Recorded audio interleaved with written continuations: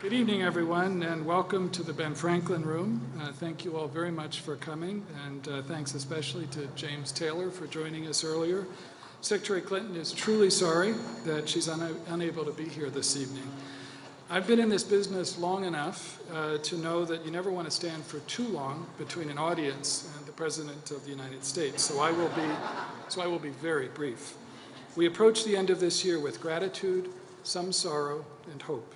Gratitude for our collective progress in advancing international cooperation and the dignity and universal rights that people across the world so deeply deserve.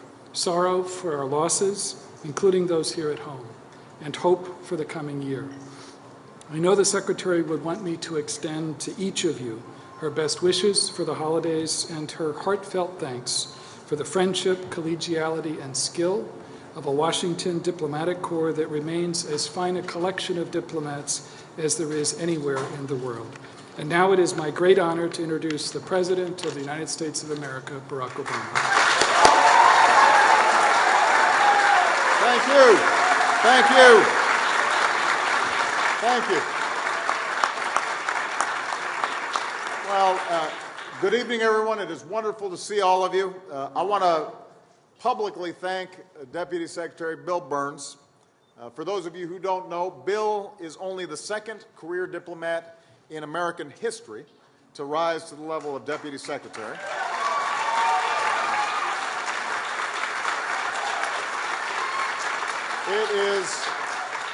It is a tribute to Bill's extraordinary skills. I first met him when I was a new senator, and I traveled to Moscow, and he was then the ambassador in Moscow, and he immediately impressed me. One of these guys who doesn't speak loud, but actually has something to say, which is hard to find in Washington. In Washington, you have a lot of folks who speak loud and have nothing to say. And so, we're thrilled, obviously, with the work that he's done.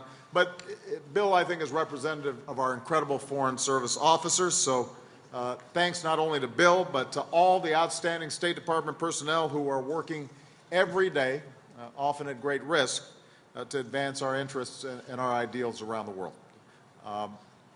Had Secretary Clinton been able to join us, I was going to congratulate her on her record-breaking travels, visiting 112 nations, just about every one of the countries that are represented here this evening, more than 400 travel days, nearly 1 million miles.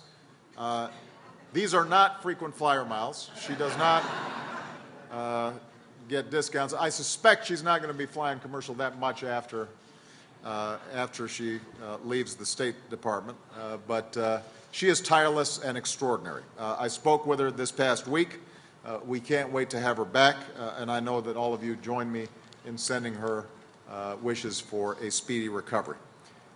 Now, we get together like this every year or so around the holidays, either here at the White House. It's a chance for me to express my appreciation for the cooperation and partnership between our countries, and that includes the hospitality that you and your fellow citizens show every single day to our diplomats and their families, Americans who are serving far from home. But tonight I also want to thank you for something else. This obviously continues to be a very difficult week here in America. We're still grieving and reeling from unspeakable violence that took place in Newtown. I was up there on Sunday. I told the families there that they are not alone, that our entire nation stands with them. But over the past few days, what we've also seen is that the entire world stands with them. And so many of your countries, your citizens, your leaders have sent messages to them, and I know they are grateful, and certainly I am grateful. At our embassies and consulates, people are placing flowers and leaving notes. We've seen candlelight vigils and makeshift memorials, including a beach in Brazil marked by 26 crosses and a bright American flag. Across the globe, people are going online and posting messages and sending emails and texts of support.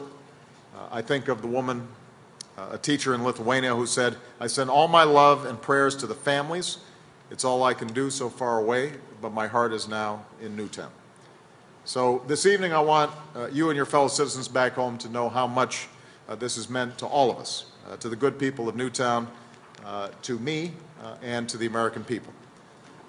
You've stood with us just as we've stood with you in similar moments, whether it's been a Scottish village, an Australian town, most recently the terrible tragedy at a youth camp in Norway, whether it's a tsunami that strikes or an earthquake that levels communities, or when a young girl is targeted and nearly killed just for wanting to go to school. We're reminded that terrible things happen in this world, but there are more people of goodwill than people of ill will, and that if we can just remind ourselves of our common humanity, perhaps we can make progress. These are more moments that pierce through all the noise of our daily lives, and they speak to a larger truth that permeates our work together. You turn on the TV, you open the newspaper, and every day it seems we're bombarded with images of tension and conflict and division and differences. And that sometimes seems to validate those who believe that civilizations are destined to clash. But when you think about the last few days, you're reminded that there's a fundamental human response that transcends cultures and transcends borders. And that's what is represented in this room. You look around the room and we reflect this vast tapestry of human experience, people from every continent and every culture, and north, south, east, and west, from all great faiths, every creed and color, men and women. And we're reminded that whatever differences on the surface, deep down we're bound by a certain set of basic aspirations. We want our children to be safe and free from fear. We want people to live in dignity and prosperity, free from want. We want people to be free to think for themselves and speak their minds and pray as they choose. We want them to surpass or do a little bit better than we did. That's what we want for our children. That's why we're here, to serve them, to do everything in our power to leave our children and the next generation a better, safer world. And that's why over the past 4 years we've worked together, wherever we can, with your nations in a new era of engagement based on mutual interest and mutual respect, strengthening alliances, forging new partnerships, confronting the spread of nuclear weapons, promoting open government, global health and food security, and fighting human trafficking, ending one war in Iraq, winding down another war in Afghanistan, going after terrorist networks that threaten all of our people, standing up for self-determination and freedom, from South Sudan to the Arab Spring to Burma. And at the